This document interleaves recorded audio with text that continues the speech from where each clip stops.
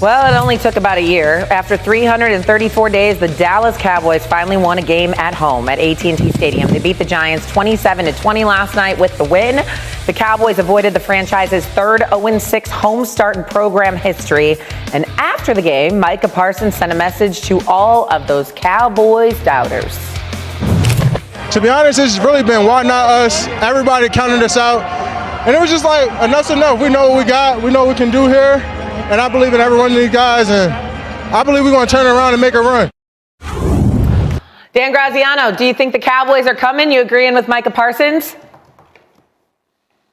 I do not. I think it's easy to feel really good after you play the Giants, and I think that's where Micah was at that. Look, they're trying. He's trying. Like, he's playing his tail off. He's a great player, and there's no reason to give up hope. That's the worst thing you can do at this point. But no, I don't think with Cooper Rush at quarterback and with all the other injuries they've sustained, I don't think this is a Dallas team that is headed to the playoffs. Look, when you win 2 games in a row and you beat some divisional opponents, you're starting to feel a little bit of juju. Sure. But Micah Parsons going out there saying, here we go, keep an eye on us. You agree with it, RC? I mean, Micah Parsons says a lot of stuff.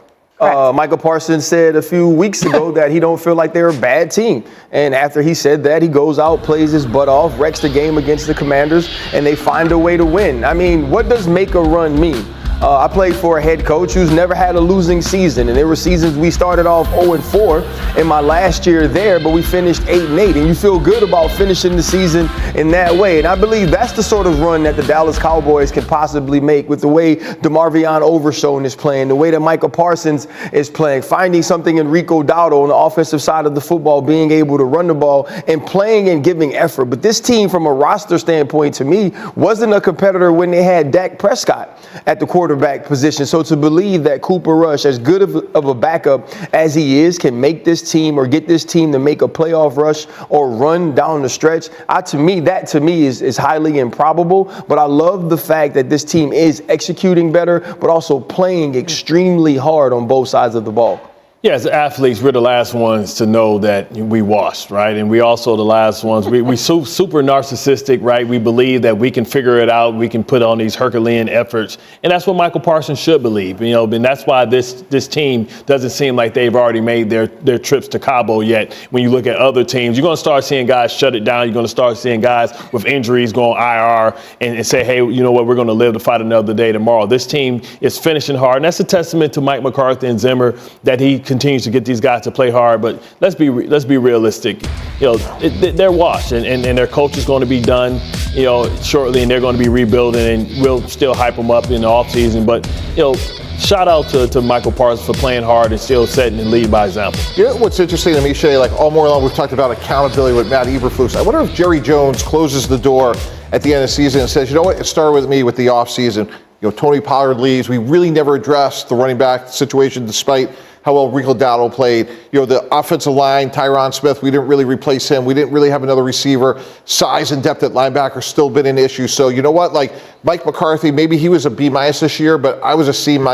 And because of the way we played, he's coming back. Are you? So really? I'm just saying. So if you're looking for humility. I'm looking and for, lack of ego. I'm looking for the truth. Jerry Jones. You can't handle the truth. Wait a minute. Hold on. You think Mike McCarthy might be returning next season? I'm just saying, if they finish, I just want to clarify. Shay, if they finish 8-9 or 9-8 with all the injuries and the roster construction this year, he's earned the right. Now, does Jerry Jones give it to him? That's a different conversation. But this really started with a very poor offseason. And look, they didn't play well early, but they are fighting hard, and we'll see where it ends. But you can fight. You guys, they just won their first home game in almost a year. These are the Dallas Cowboys. They have one of the highest payrolls in all of football. Even Graz Sweater is laughing.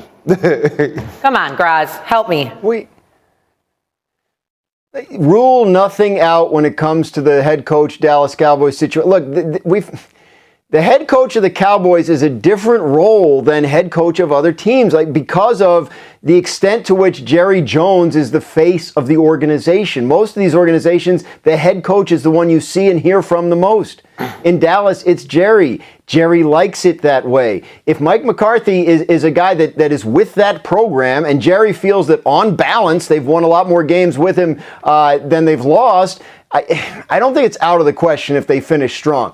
Mike McCarthy is in the final year of his contract. That means the ownership of the Dallas Cowboys' plan was to let this season play out and assess at the end of the year how they feel about things. That is still the plan, and they have 5 games to go. So I don't think Mike McCarthy's back next year as Cowboys head coach, but I can't rule it out.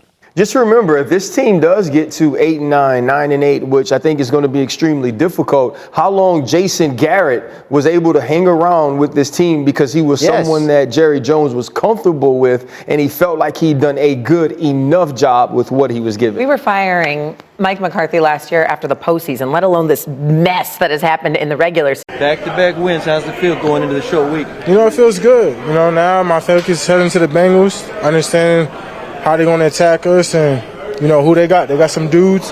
Hopefully we get D-Law back and maybe, Trayvon. So hopefully we fully loaded, and I know they're going to be fully loaded. So, I'm looking forward to that. You guys are back to creating takeaways on this defense. Is it about getting comfortable with Zim style and making it all play?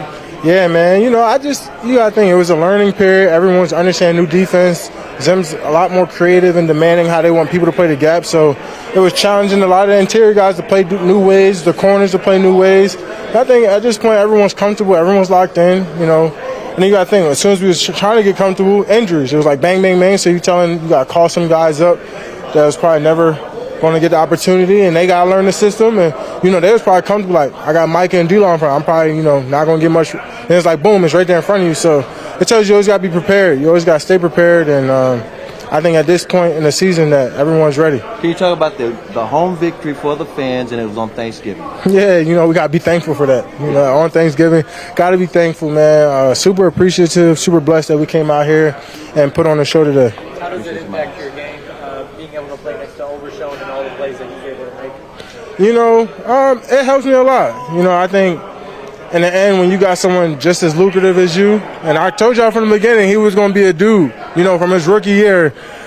Before the injury, I said that would be an all-pro, Pro Bowl type player. I'm just happy that he's finally shown it. I saw it from the beginning. I said, he remind me of somebody. Now, he ain't 11 yet. That's Agent Zero. I think he has his own creative identity, and that's what I like. He's not trying to be like me. He's his own special specimen. Like, he's going to be felt every play. You know what I'm saying? So he's a wildcat out there on the field, but, man, I love playing next to him. Not only are you guys getting takeaways, but you also now your pass rush is coming alive. Look at today, 6 sacks and almost 15 quarterback hits, but you're doing it from the interior to Osa. We'll just talk about as the defensive front, how that's coming along and why it's starting to kind of pick up. Man, you know what I'm saying? When you kind of got, some of your dudes back, it makes it a lot easier on them interior guys. And then, I just think we're doing a great job of playing off each other, understand that they're going to slide and chip in my direction, and it's Zim with the scheme. He's doing a lot of things where he's like, all right, like, you got to eat a couple times, so these other guys can go. And, that's perfectly fine. Sometimes you got to be the decoy, and sometimes when I'm in the inside and it gives me a chance to be one-on-one, I got to win those. And 8 out of 10 times I'm going to win those. So, you just got to understand when it's your opportunity. So I just think everything's coming alive perfectly. Earlier this season, you said too many guys were playing superhero. Are people still playing superhero, or are they buying into certain systems? I mean, we all see a difference, don't we? The film not lying. Everyone's probably standing their gaps. We playing honest and true. And, that just goes in to show, like, we just starting to really believe in each other, really buying into the program, understand that we really can be good. And I said we could be a damn good football team. And we flashing in tonight. I don't like how we let Drew Lock escape a couple times, but, we're going to fix that. For me, this is my first time seeing my son since camp, so I think I'm really thankful that he was able to come down here. He was waving from me from the suite, and he's like, so, for me, that's probably, my biggest blessing, finally be reconnected with my oldest son.